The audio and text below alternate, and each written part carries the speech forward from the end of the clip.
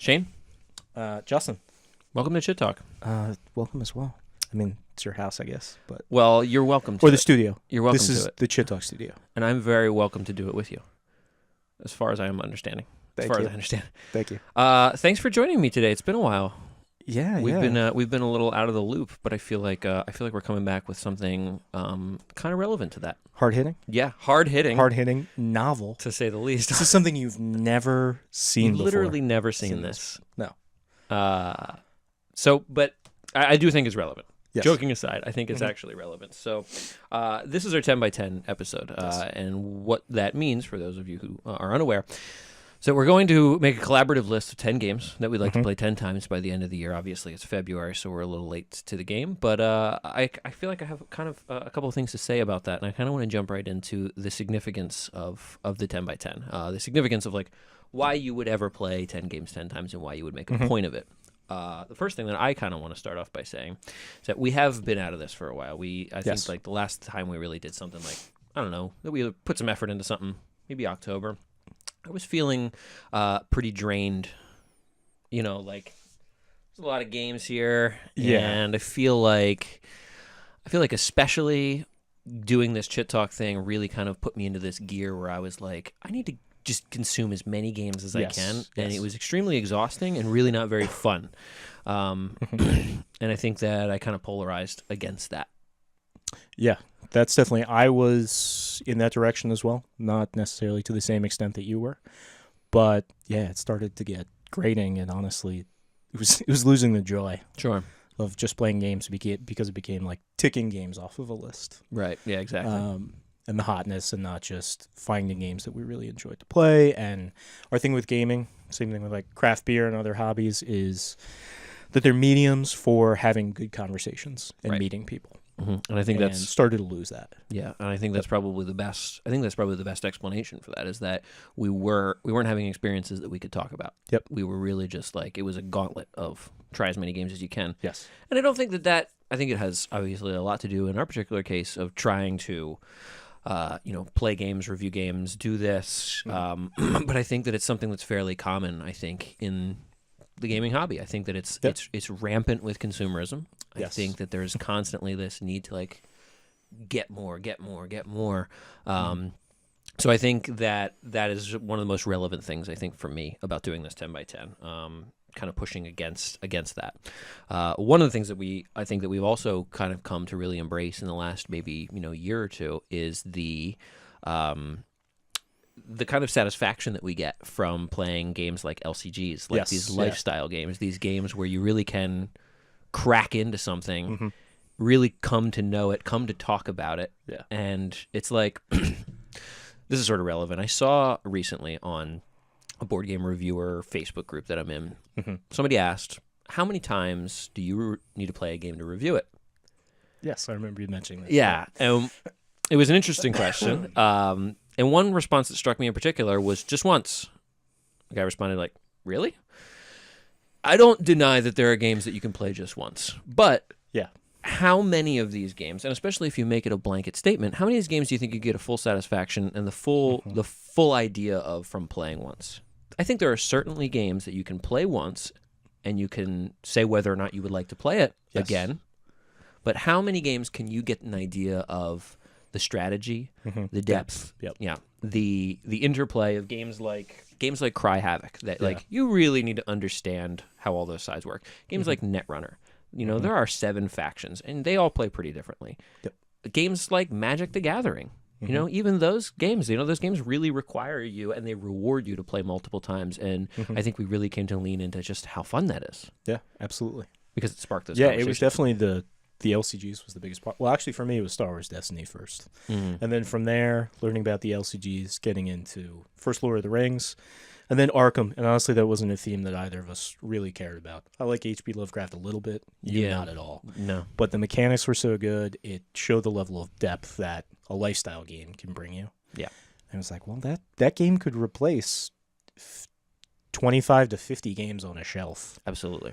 And that's what's really brought about this is condensing to creating great experiences. Yeah, absolutely. And I think a great example of the way that Arkham in particular has done that is when you think about expansions for games that come out. You look at expansions for like Settlers of Catan and Carcassonne and whatnot.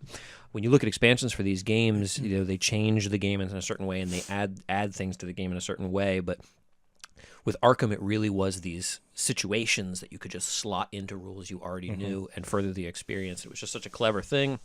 Yep. It just became so fun and so easy to learn a new game like that, to learn to love something like that. I think it was largely what we were kind of hoping for from something like Time Stories. Yes, for sure. Yeah. While also having actual engaging gameplay. Yes. Yeah, that's for sure. So. Yeah, we definitely lost steam on Time Stories. Yes. That's a conversation for another day. I think finally the last thing that I do want to say before we kind of move into this is I think the value is an important thing too. The value of what we get out of these games. How many games have I traded away without even playing at all? How many games have we played once? And you spend a significant amount on something and you just trade it away.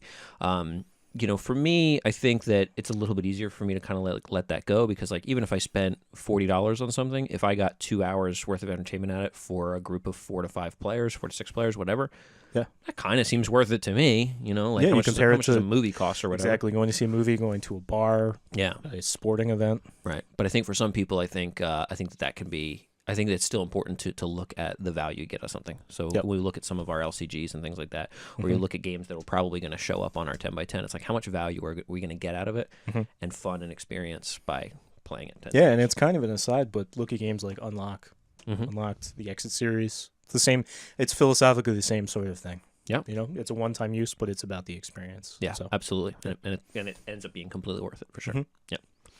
So let's get into it. I think that what I'd like to talk about first is what makes a good candidate. Like, why would you pick a certain game? And I want to know your thoughts on this. Why would we pick a certain game? Obviously, we've already made our lists that we want to hash out with one another. Yep. But I want to know kind of your thought process and what you were thinking would go into making a good 10x10 game. You answered that. I'm going to turn the fan on. Sure. Yeah, I think the biggest thing, which we already touched on, is just a game that has depth and complexity and discovering new nuances the 10th, 15th time you play it. That's definitely something that you get in the LCGs, like we've said. I think that's something that you might get in certain miniatures games that might show up on my list. Yes. And definitely games like Cry Havoc. Absolutely. I've only played it once. Those rules suck. Yes, but the rules are very poorly written. Absolutely willing to give that game another chance, just because I know everything that's in that box. So that's the biggest thing. Game that has some depth and complexity.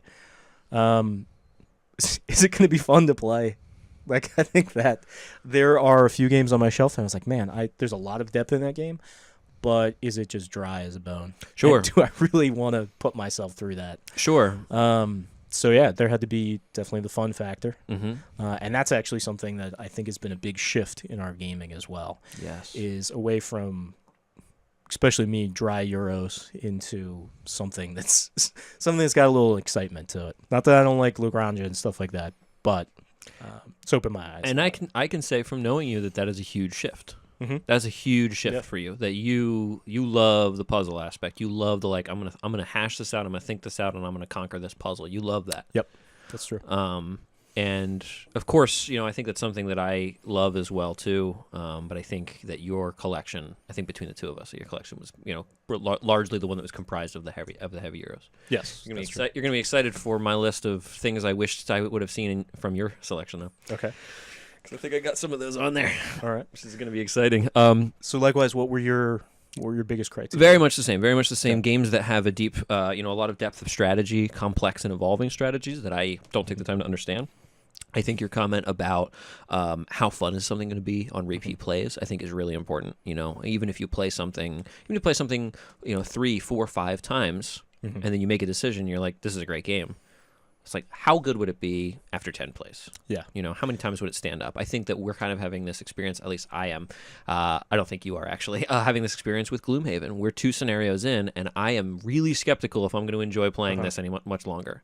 I feel like I'm worried that it's just going to be grating, samey, that the story is garbage. I mean, it's barely a story. That's true. We're only 2 scenarios in, so I'll take that with a grain of salt. But, I mean, it's like the bandits are hiding. Kill the bandits. Yes, it's pretty generic. Right. But the card play is good. Yeah, sure. The card play is very. There's a lot of ingenuity there when it comes to a dungeon crawl. Yeah. And my biggest knock on it is, and we've talked about this before, is that they should have given you an opportunity to level up like right Earlier, away, because that's what you want to get into. to kind of keep you more interested. There's so much content in the box. It's like, let me get to just a little bit of it, have a taste. Just give me a taste. Just want a taste. Yeah. Just rub it on your gums. But yeah, I think that's probably one of the other things, and then probably my last criteria were things I thought about games that I do love but don't come out often enough. And I think that there are certain games, especially on the list, not only the list that I have created, but the list of games that I know from your collection that don't make the table a lot. Games that we know we love, we just can't make a point to get out. Whether it's because it's like we get together on a game night and it's like, what are we going to play? Like we never plan it in advance. Ever. We rarely do. We rarely plan what we're going to play in advance. But if you send out, a text to friends, you're like, listen, I am going to play Gloomhaven tonight. This is the night that I'm going to play it. If you want to play Gloomhaven, get at me.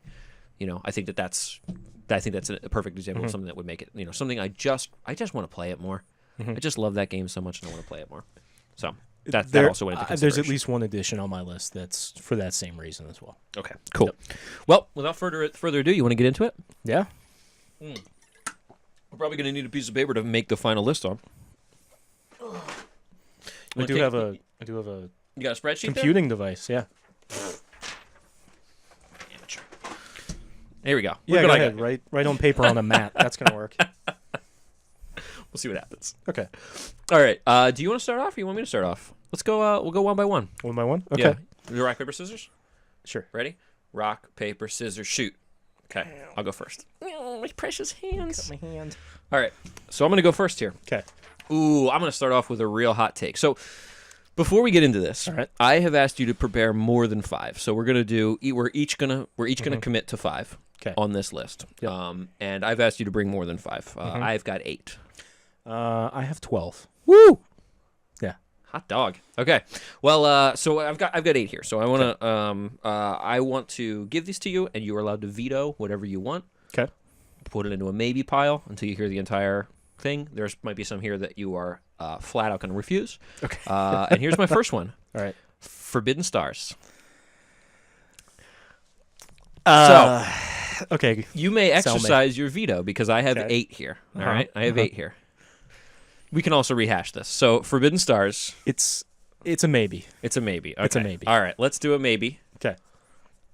We'll do a maybe. We'll do a yes. Oh, there we go. I just punctured it for the first time, and we'll do a no. Okay. So we'll put it on a maybe. Here's my thing with Forbidden Stars, and I want to talk to you about Forbidden Stars too. Okay. So one thing I know that you dislike about Forbidden Stars. Okay, there are several things I know you dislike about Forbidden Stars. That's true. It's an area control game. Yep. It's a game of high aggression. Yep. And not only just like player interaction, it's downright aggression. Yeah. You need to destroy other people, and I know that you don't care for that in games. It's a theme you don't like. I think that you borderline, if not full on, abhor Warhammer 40K. Yes, that's true. Okay. That's the biggest knock on it. Oh, okay, really? Yeah. Okay. Because I like Comet. Sure, you do. Yes, you do. Yep. Yeah, you know an area control game when you see one, my boy. So Forbidden Stars is my first one, and I know that you don't care for Forbidden Stars. I know that you played. I think you played half a game of Forbidden Stars. I've played maybe 3 or 4 games of Forbidden Stars now. Mostly at the 2-player count? I think I played twice at 2-player because I was really, really genuinely surprised at how good it was with 2 players. That's another thing to consider. At 2 players, I really liked it. At 3 players, I really liked it. At 4 players, it can be a little daunting. The marathon game at the cabin? Yeah. When we played at the cabin, we did have to cut it early. It's long, and we had some new people. But one of the biggest complaints, and I think completely valid, was that a friend of ours, Ken, he didn't get a turn for about an hour.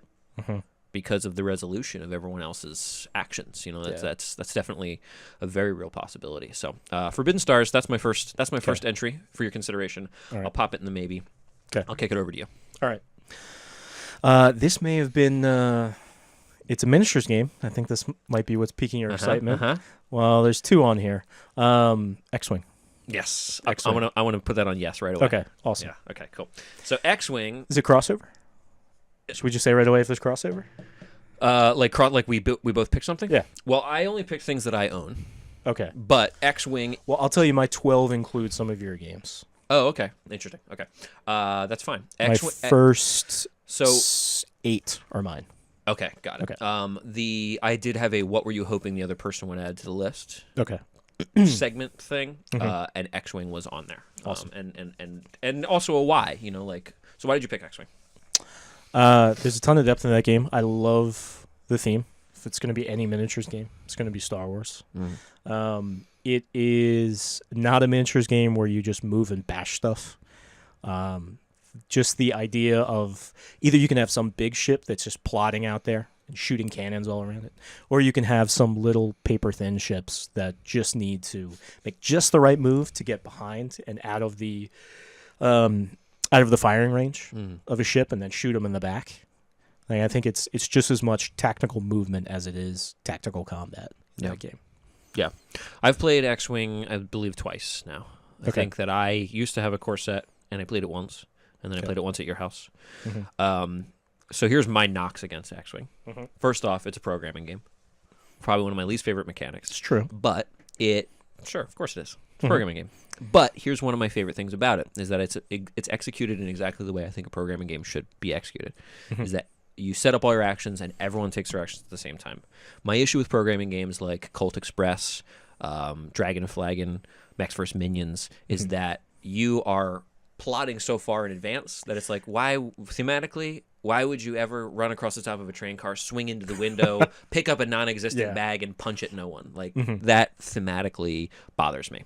And I just feel like it's useless and chaotic. Max vs. Minions was okay because it was cooperative, so it's like there was not as much aggression. It was okay. I could stand it. And we may have played it wrong for like 8 of the 10 games, but Max vs. Minions. What did we do wrong? When it came to the injuries, every time you get hit, we were doing those wrong in the beginning. We were just picking up the card, resolving it instead of putting it in one of the slots. Oh. But when we did switch over and played it right, we won every game still. Yeah. So I don't think I remember that now. So anyway, that's one of the things I like about X-Wing as a programming game. And I will say, we talked about this earlier, or I think we might have talked about it yesterday. So when it comes to Armada versus X-Wing, this is where your critique of games like Coal Express come up, that you have to be programming so far into the future. Because in Armada, especially with the capital ships, which actually all of them, you have to be programming potentially 2 to 3 turns out in your actions. And it makes sense thematically. Thematically, that does talk make about sense. that. It makes a ton of sense. But in terms of gameplay, I don't enjoy that. Interesting. Yeah. Okay. Well, X-Wing also, I also don't like Star Wars, as you know. Yep, so, that's true. X-Wing, that gets a thumbs up for me. I put that on the yes. Okay. Excellent. All right. Next one. This one I think will probably be an easy sell for you. Millennium Blades. Millennium Blades is, for those who aren't familiar, Millennium Blades is a game about the meta of playing a collectible card game. It has 2 different phases, and they play out kind of like alternating with one another. There's a phase where you are in the tournament and you're playing the card game, and the card game is very, very simple to play. You pretty much just lay out the things in a line and kind of do what they do as they come out. Then you move into a timed real-time phase. Yeah, where you you're program the things. opening. Sure. It's a programming game. Okay. Anyway, go ahead. And then you move into a real-time phase that's timed, where you are opening packs, open trading with one another, and it requires, negotiation and, guile to like get people to trade with you. Super fun, but there's also a fuckload of content in that box. So much content, and I also keep buying expansions for it because I cannot control myself. Correct. That's true. Yep. So I think that I've played Millennium Blades maybe twice, and I want to play a lot more. I played once. Yeah. And I thoroughly enjoyed it. I don't let you know. Did you play at the cabin? No, we played at my house. Yeah, we played at your house. So once at your house, once at the cabin. Yeah, that's a yes. Okay. All right. Which is odd, actually, because I don't like negotiation in games. Yeah, you don't like real time games either. Yep. But there's enough things I like in that game. Theme. I like CCGs. Yeah. The humor in that game is hilarious. Yeah. As well. And it's hysterical. Yeah. Okay. It's just a lot of levity there. Cool. Yep. All right, the next one. We actually played this recently. We both loved it. We both own it. Tigris and Euphrates. Nice. I'm also going to give that a yes because I did also put it on my list. Okay. So I'm glad you said it first. Sweet. All right, so Tigris and Euphrates. Tigris and Euphrates is probably one of the oldest games, I think, that or not oldest, just like longest owned games that you and I have owned copies of Tigris and Euphrates for over a decade. Yeah. And we finally got it to the table just like this last week after not having played it since we got it. Yeah, over a decade. Yeah. And not having played it, to the point I didn't even remember how to play. We had to learn pretty much fresh. And I think that our friend Luke, who was gaming with us, I think made the comment that it certainly has held up well. Yeah. Definitely. Yeah, it absolutely has. Yeah, definitely has. So I'm excited to get back to that. Yeah, that's a game that I've owned since the late, I think it came out in 97. I think we looked it up. Okay. I've had it since the late 1990s, from like 99. Stepdad came home with it from World Board Gaming Championship. I've probably only played it 4 or 5 times in 20 years.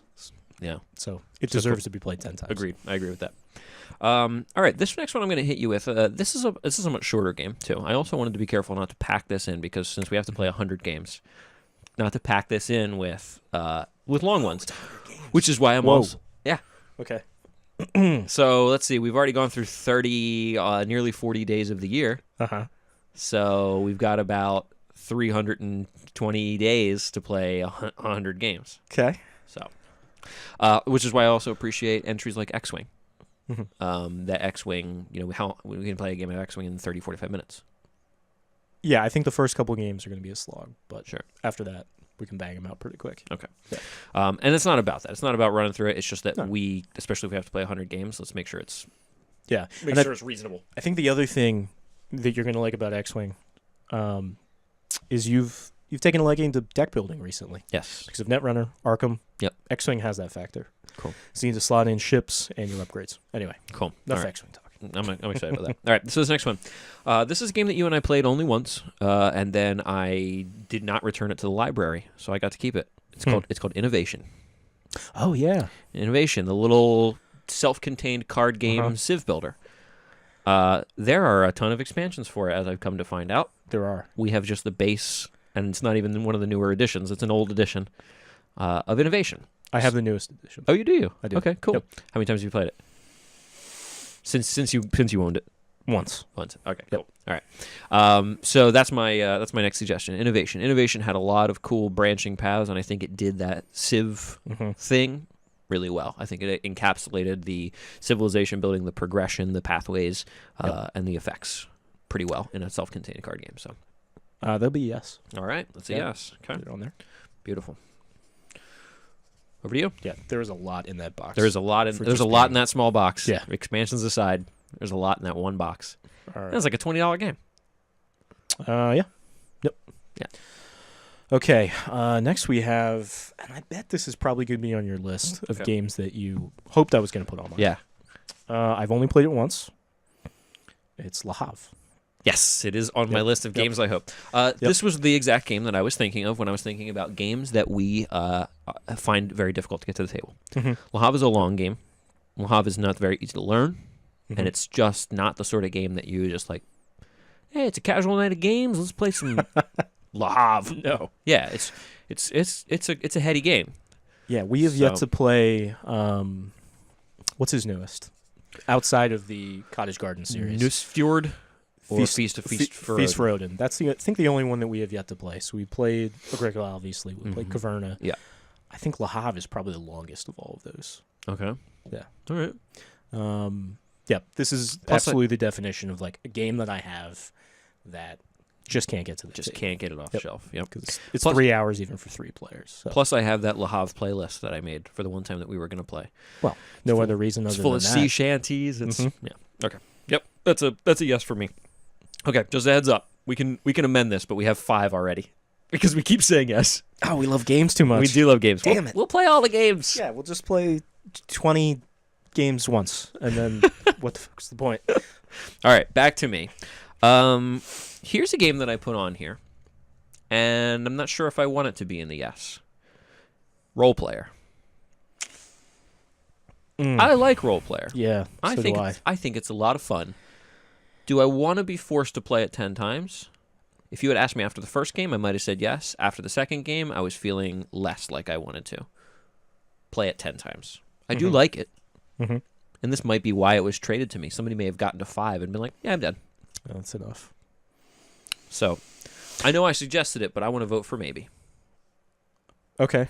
I was gonna actually go for the no list. You're gonna go on no? Yeah, Okay. I'm gonna go for no. I like the game, Okay. but as you said, I don't know if there's. Why do you think we don't want to play it more?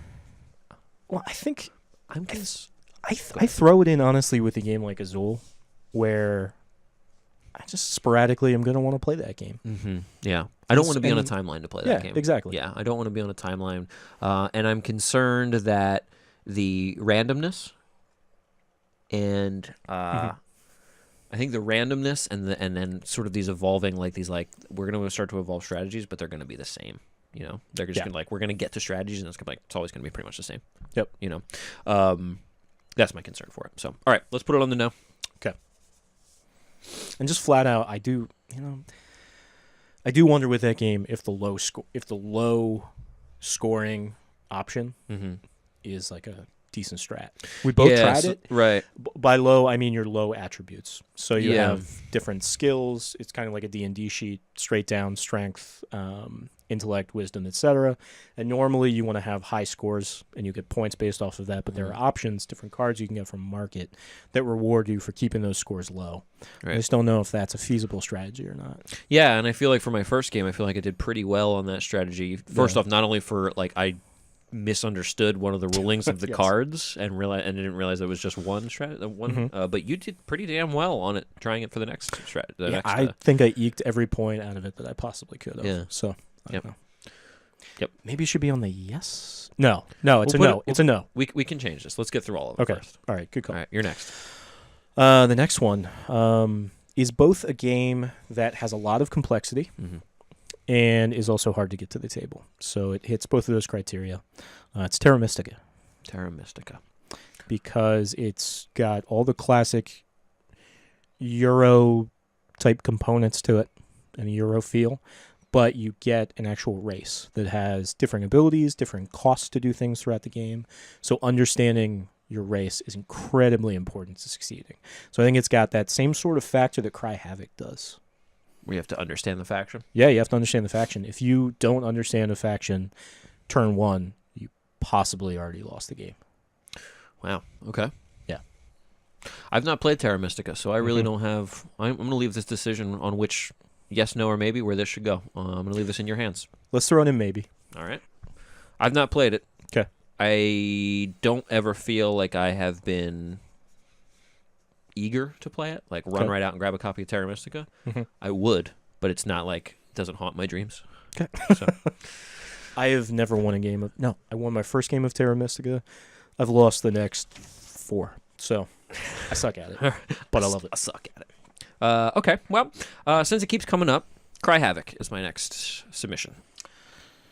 Cry Havoc I actually started to do a series for. I only got one episode in, played with Eric.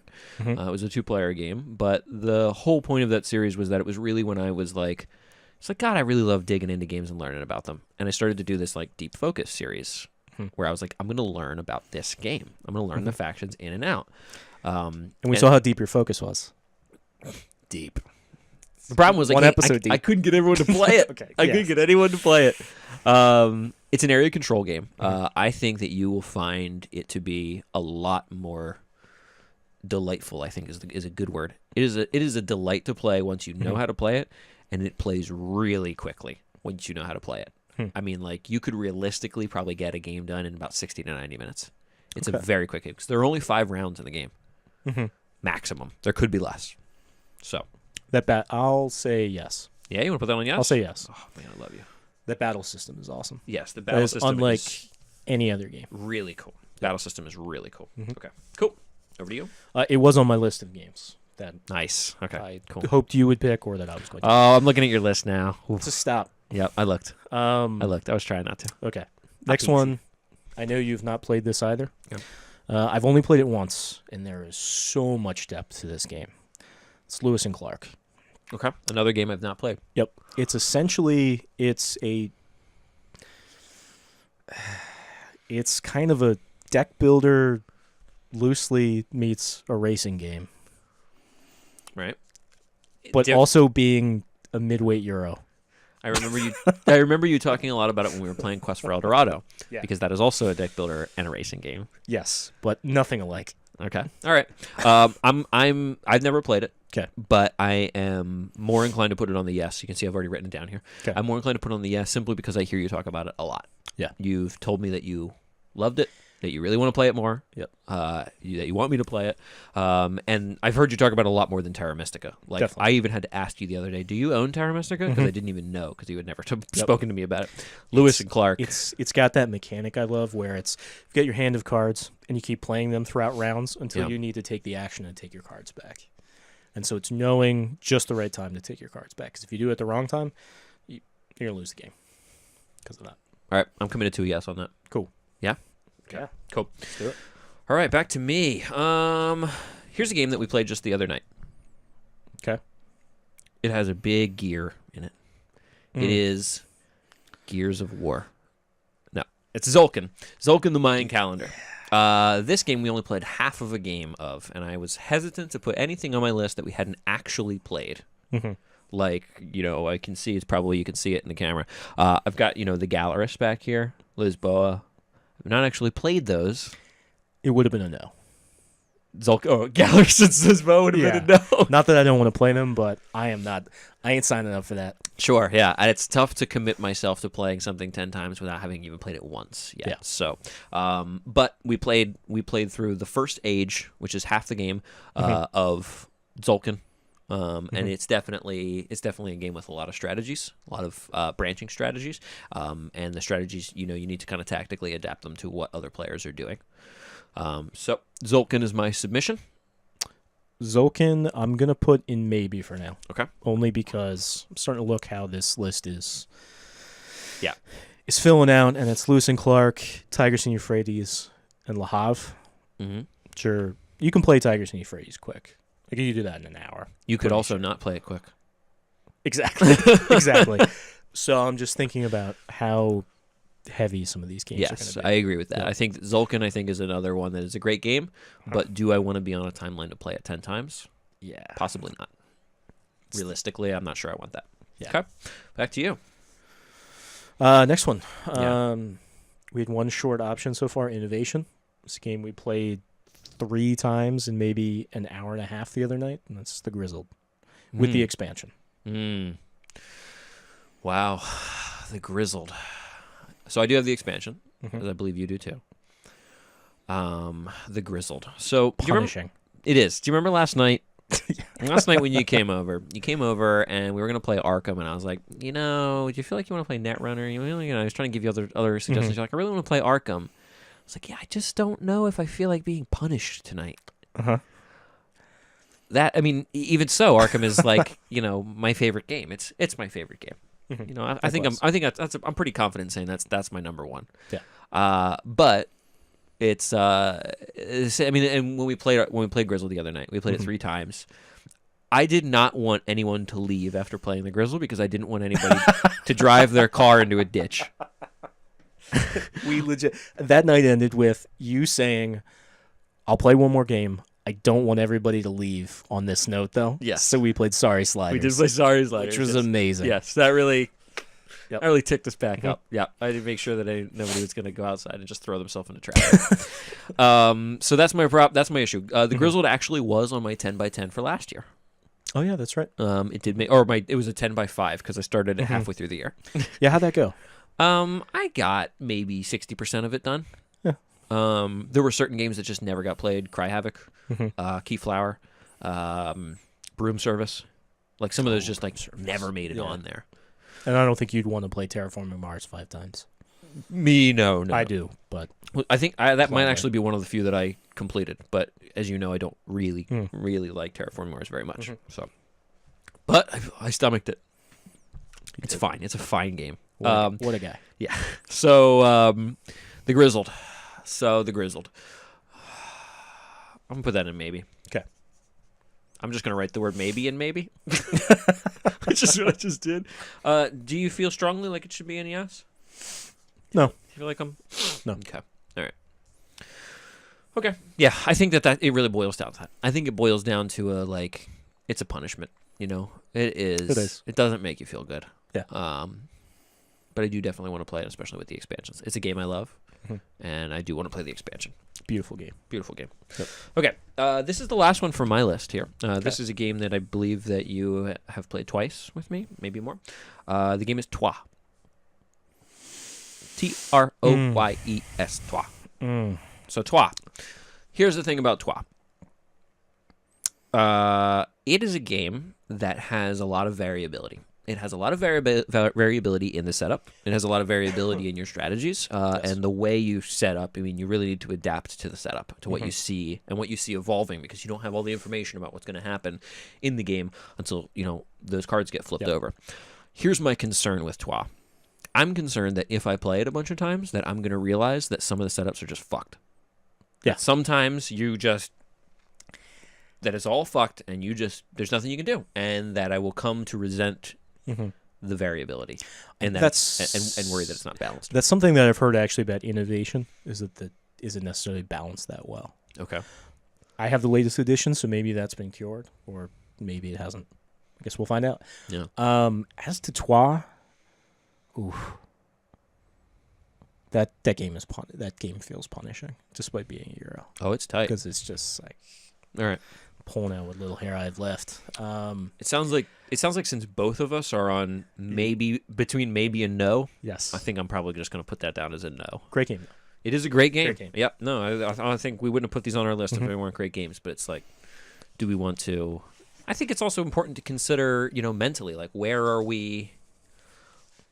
Where is our head right now? Also, what do I want? What do I think I really want to play right now? Yeah. Also, we started this entire video talking about enjoying playing games. Yes. Yep. So it should harken back to that at all times. Absolutely. Especially without the pretense that it's just like, I'm gonna review this game. Like, I don't give a shit anymore. Like, I just want to have fun, and I want to talk to you about having fun. Yes. That if I don't play Troyes 10 times to make an informed decision about it, I won't play Troyes 10 times to make an informed decision about it. We'll play it, though. Yeah, we will play it. It's a great game. So that was your last one? That was my last one, yeah. That was the last one on my list. My list of 8. All right, so I've got 2 more from my collection. Okay. This is one I haven't played it yet, but Okay. I feel very strongly about. That's Last Will.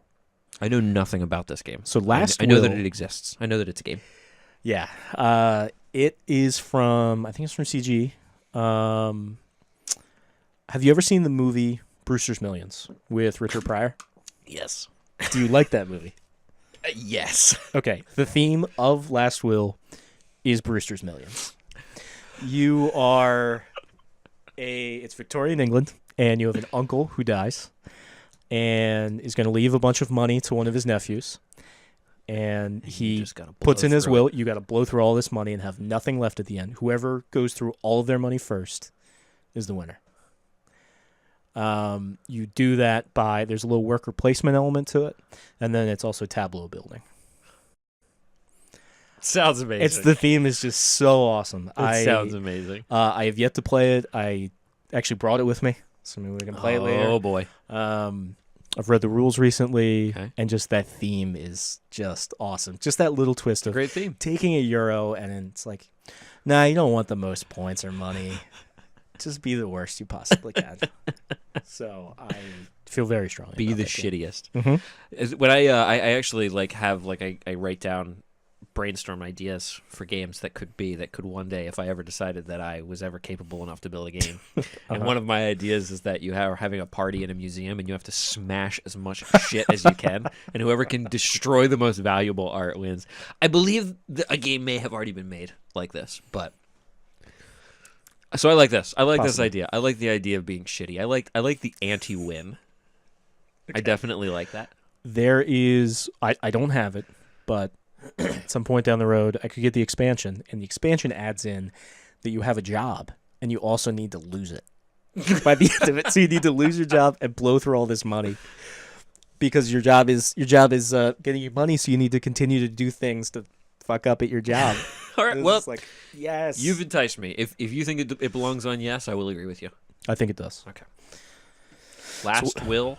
It's called Last Will. Last Will. Yeah. Okay. What are we at? Are we at 9 here? 1, 2, 3, 4, 5, 6, 7, 8. 8. We are Okay. at 8. All right, and the last one is another miniatures game. Yeah.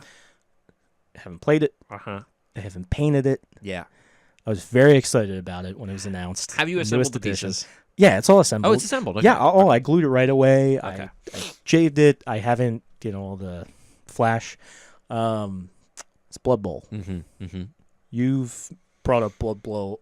Blood Bowl. Blood Bowl. Far more than I have. Blood. Blah, blah, blah. Blood Blow blog. Let me just log on to my Blood Blow blog. And I know you love sports. Uh-huh. And 40K. Uh-huh. So let me tell you. So sports, no. Yeah. Fantasy sports, ridiculous sports, Mario Kart, Blood Bowl. What are some other ridiculous sports games? That one where they nail a bear to bicycles and make them. I'm not familiar with that sport. No, that's Russian circuses. I love fantasy sports. I love like ridiculous takes on sports. I love that idea of taking just something absolutely absurd and making it into a concept like that. Yeah, I definitely want to play Blood Bowl. Okay. Should it go on the 10x10? You tell me. How long does a game of Blood Bowl take? I don't know. Never played it. Haven't gotten through all the rules. Right. So that makes me real hesitant. We don't really know much about this game other than I have always wanted to play Blood Bowl, even before the newest edition was announced. I would scour eBay for copies and try and get a hold of it. I think I will love it. I think I will too. I think maybe. I want to put it on a maybe. Okay. Yeah. So we'll move some maybes over once we have a little bit more under our belt. All right. So I'll run. So that was your last one, right? That was my last one of my games. All right. Well, cool. So we have 1, 2, 3, 4, 5, 6, 7, 8 on our yes. We've got 5 on our maybe and 2 on our no. Okay. So let's just scoop around to this. What were you hoping the other person would add, but they didn't? Okay. Okay. So here's a couple I'm going to throw at you. Some of these I'm not sure if I want to suggest. The first one is 5 Tribes. 5 Tribes was on my last year's 10x10, and it's a game that I definitely want to play a lot more of. I've played many games of it already, but the thing that really makes me hesitate is that you are so good at 5 Tribes that I think I'll just keep losing. Probably. So I'm going to put that on no. Okay. Okay. So that was my first one that I thought maybe might come on your list that I had a thought about. Let's save that for when I'm having a rainy day and I need to have my coffee. Go back okay. up. All right. I'm going to go through a couple of these. Mansions of Madness is my next one. Mansions of Madness, I want to try, but not 10 times, I think, right now. No. I own the first edition. You own the second edition. But then Arkham came out. Yep. So Arkham That's RLCG. it. So, yeah. Arkham exists. Yeah, I think so. I don't want to be committed to playing that 10 times. I did like the first edition. I've not played the second edition. I haven't played the second edition yet. Suburbia. This is a game that I think is probably one of your favorites. It is. Among one of your favorites. I've played it pretty extensively on the little tablet, and I like it a lot. Do you think it's a game that deserves a spot on the 10x10 or our 10x10 specifically? If your concern is getting with 5 Tribes, is getting your ass kicked, then you probably want to put Suburbia on the no column. Too. Okay. Suburbia is on the no column. Because I wreck face at All Suburbia. right. Let's see. This is a new one, or not. I'm sorry, it's not one that's terribly new to you. It's not a new game, but you did get it fairly recently. Twilight Struggle. So Twilight Struggle, for how long has been in the Board Game Geek top 2. I have played Twilight Struggle once. Okay. You have now also played it once? No, I actually didn't end up playing it. Oh, you didn't plan on playing it? No, okay. no. All right. It's got a reputation. It's a 2-player game. I think we can probably, between the two of us, we can probably get that done. I think so. I just want to learn more about it. I played it once, and I think that my initial thought was like, is there enough variability in here? Because there's a lot of cards, there's a lot of things that need to play at certain times, and it seems like there really is. Yeah. But I don't have the experience with it. So it's at least a maybe. All right. Let's drop that on there. Do you have some from my collection? I do. Okay. I've got 3 more from your collection that I thought I might want to see on there. All right. So we already got Cry Havoc. Yeah. I know this is going to go in the yes once I say it. It's Keyflower. Yes, if you're willing to. Yeah, I have perpetually said that I think Keyflower could be one of my favorite games if I could just play it a little bit more. Okay. I'm very excited to play a little bit more, and I'm surprised to see it was on my 10 by 10. I think that I thought that it would be a no for you, so I didn't put it on my list. But I like it a lot. I like I'll it do a lot. All right. Yeah? Yeah. Want to do it on the yes? Yeah. All right. I love the I love the city building. I love the development. I love the bidding. The bidding is so fun. That's the part that's always had me a little hesitant to play that game again. Was the bidding? The bidding is so but clever. I love, Power Grid. I mean, it's an Sure. auction. It's a little bit different, but yeah. The bidding in Keyflower is really cool because the bidding is tactical. You can put out your workers, and you can say, this is what I want to start to bid on. And then you say, oh, I'm going to bid on that too. And then this guy's like, I want to bid on that too. And it's like, you know what? I was just trying to make this look enticing. I'm pulling everything out, and I'm moving it over here. It's tactical, and it's tricksy, and I like that. Yeah. I think that was one of the most fun things about it. But cool. I'm happy to have that on there. Like I said, I would love to play that game more. I think that I'm going to love that game. I think it's really going to shoot up to the top of my best list if I get it to the table a little bit more. I think once I wrap my head around it a little bit, I'm good at learning rules if it's just me with a rule book reading through them, but trying to learn a game, and we learned that at a bar. Yes. Our Monday night meetup. Right. And I can't always wrap my head around some of those games. Yeah, cool. So the two others, two more that I have. Let me go next. Okay. If you got two, I got three. You got two. Okay. Okay. This is a game that I played at your house. You loved this game. I loved it. My one play. Okay. Lagrange. Lagrange, I'm gonna say no. Okay. I like the game a lot. It's got depth. Mm-hmm. The thing I love the most about the game is that it's got that multi-use card. Yeah, and that's what gives it the depth. Is those it's multi-use so cards. good. You have so many options. Like, what am I going to do with this?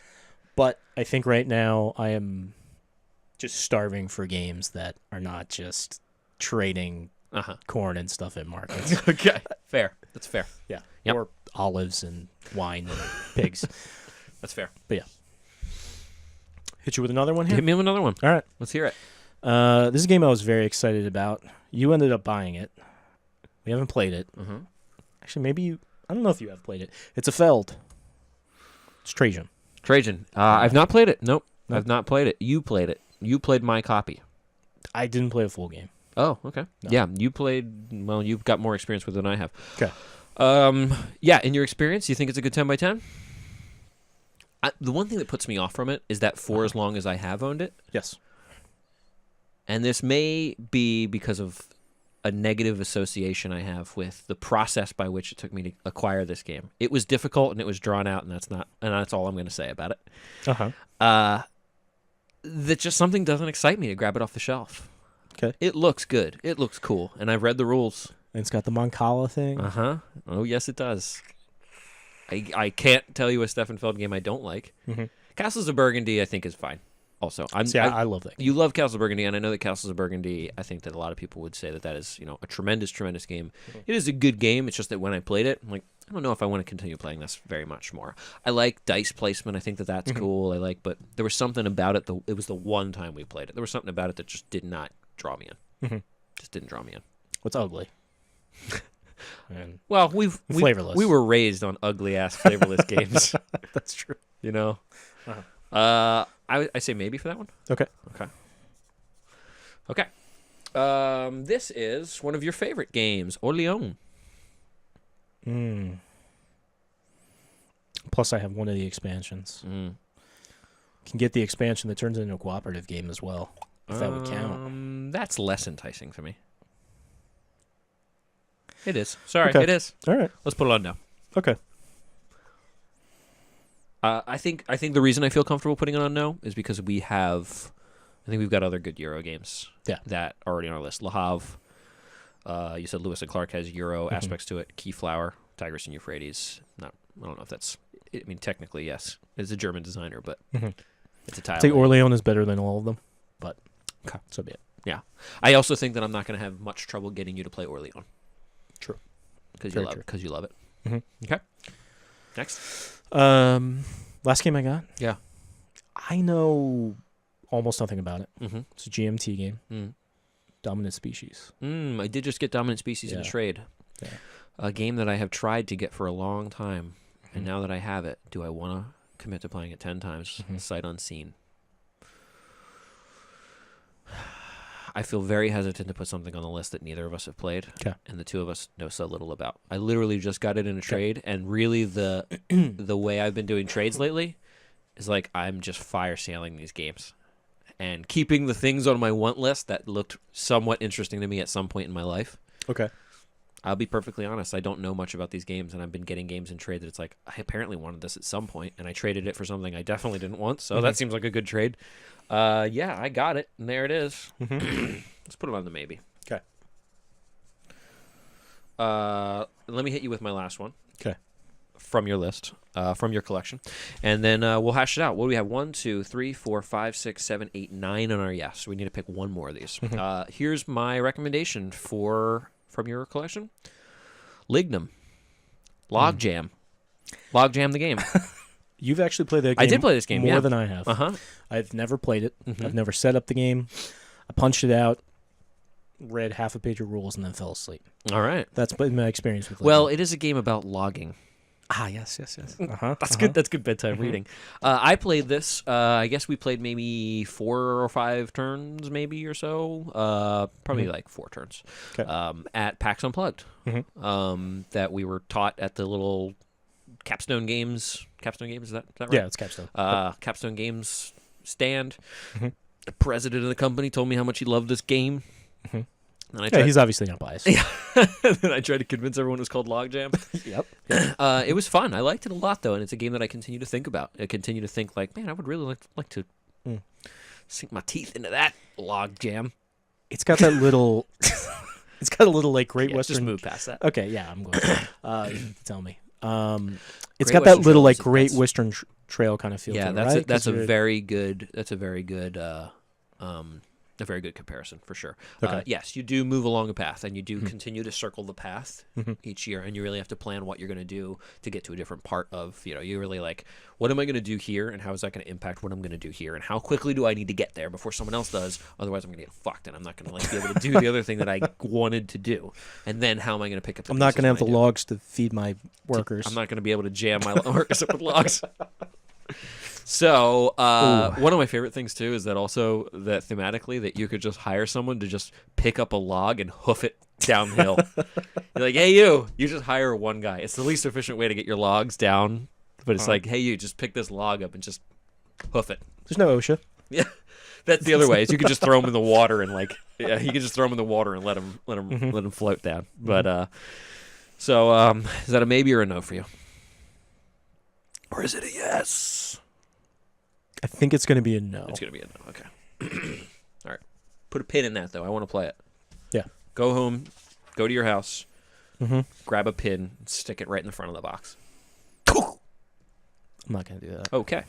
All right. So we've got our no's. Role player, Trois, 5 Tribes, Mansions of Madness. I was like, what the fuck is Mom? Yeah, I didn't know either. Suburbia, Lagrange, Orleans, and Lignum. That's a no. We've got our maybes. Forbidden Stars, Terra Mystica, Zulkin, Grizzled Blood Bowl, Twilight Struggle, Trajan, and Dominant Species. And we have 9 yeses. We need to pick one more. X-Wing, Millennium Blades, Tigris and Euphrates, Innovation, Le Havre, Cry Havoc, Lewis and Clark, Last Wheel, and Keyflower. God, I'm so excited about this list. Okay. This is how we're going to do this, maybe. Okay. All right? I'm going to pick one, and I'm going to strike it off the list. You pick one, and I'm going to strike it off the list, okay? Okay. I'm going to strike off Grizzled. Okay. Okay? Pick one that you don't want. I'll strike off Dominant Species. Striking off Dominant Species. Since Okay. neither of us know anything about it. Okay. I'm going to strike off Terra Mystica. Okay. Because fuck you. Sure. Yeah, why not? Just... I'll strike off Zulkin. Zulkin, okay. Yeah. I saw that coming. All right. I am going to strike off Twilight Struggle. That was a hard one. Ooh. That was a real hard one. Ooh. Ugh, even like I can't even finish drawing the line through it. I know what you're taking off next. Go for it. Hit me. I'm actually going to take off Trajan. Really? Yeah. I'm looking at the list of what we have. Shane. You know, Shane has left me with Forbidden Stars and Blood Bowl. yeah. And I think... Fuck. This is the hardest decision I could have been forced to make. I wasn't even counting that this was going to come back to me. It's just we've got Lewis and Clark, Last Will, Keyflower, Lahav. Yeah. We've got enough Euros. Yeah. All right. So Blood Bowl. What time is it? How much time? How long into this podcast are we? About 56 minutes. Okay. So Yeah. let's wrap it up. Let's keep it under an hour. We Okay. have 4 minutes to decide on Forbidden Stars and Blood Bowl. Okay. Jesus. There's Forbidden Stars. Blood Bowl, you can Google. Yeah. I don't want to play this game with 4 players. No. I'm not interested. Mm-hmm. Do you want to play this game 2 players? Would you play this game just you and me? Yeah. Would you play it with 3? Yeah. Okay. Depends on the third. Sure. I love this game. This is probably in my top 5. I think this game is so fun. The more I learn about it, the more I learn about, there's a market for cards that you have to upgrade your own cards. It is so fun to learn about all the cards, think about all the different options. It's heady, it's tense. The combat system is awesome. We worried when we played it the one time. Listen, bear with me. Here's because I know what your concern is. Your concern is that the combat takes way too long. And that, if we're playing with a third person, the combat is only between 2 people. Yes. So it's like if you and I are in a combat, it's like the other person needs to go make a sandwich or something because it's going to be a while.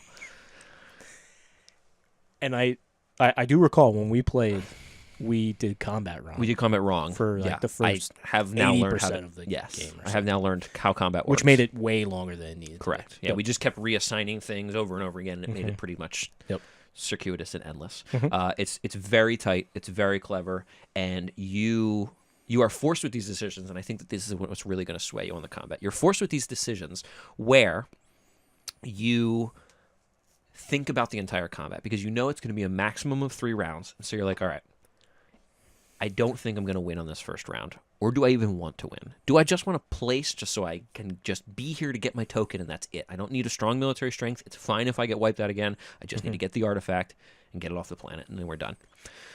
You think about that from the first round of combat, but you can change. I mean, you can switch gears, you can turn on your heel and just really change gears, and you see what the other person is doing. You can anticipate what the other person is doing because you can see the cards they've bought. That's all open information. You know what they start with. You know what they've bought. It's all open, and that's one of the most wonderful things about this game is that you also know when somebody has played 2 cards that are identical. You know they don't have another one of those because you know there's only 2 cards. That the combat is so tense because of that. It becomes its own, like, if there was a card game based on the combat mechanics of Forbidden Stars, I would play that game. It's such a fun game. I love it. I think that it scales well, except when it gets to 4 just because of how long it takes. I love the theme. I think I've made my case for Forbidden Stars. Yeah, you have. Blood Bowl has been a game that I have wanted to play for a long time, and I've been trying to get you to play. Yeah. Why have we not played Blood Bowl so far? The main reason is that when I bought it, This is a terrible I reason. said, "Oh yeah, it's a really bad reason." Yeah, absolutely. Spent way too much money on it. Glued everything. Went out and bought paints and brushes, and then said, "I am not going to play this game until I have everything painted." And that is how I'm going to be accountable to myself to paint this. Because it's important for a man to have goals. Yeah, sure. And I haven't painted any of it yet, or even primed it. So yeah, that was a very bad reason not to play. Do you think you're going to be inclined to paint it once we start playing? No. Does that bother you? At this point, no. Okay. It's been long enough. I've seen the error of my ways, and I don't want to paint stuff. Fair enough. How you feeling right now? What are you leaning towards? I don't know. I think I'm leaning towards Forbidden Stars. Me too. Yeah, because All right. I'm thinking, how can I make a compelling case for Blood Bowl over Forbidden Stars? And I don't think that I can.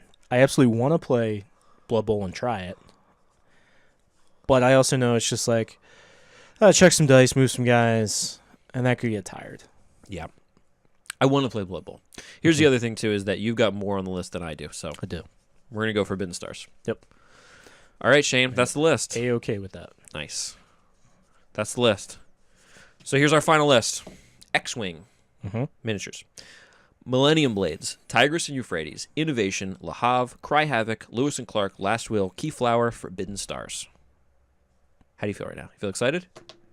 What an abomination. No, this is excellent. This is excellent. Great. Yeah, we got a nice mix in there. I mean, it's definitely leaning more on Euros, but that's generally where we lean. Mm-hmm. But we got the nice mix. We do. Yeah. Great. Please stand and join me for the Chit Talk National Anthem. Oh, Chit Talk, yeah. Thank you for joining us. Yep.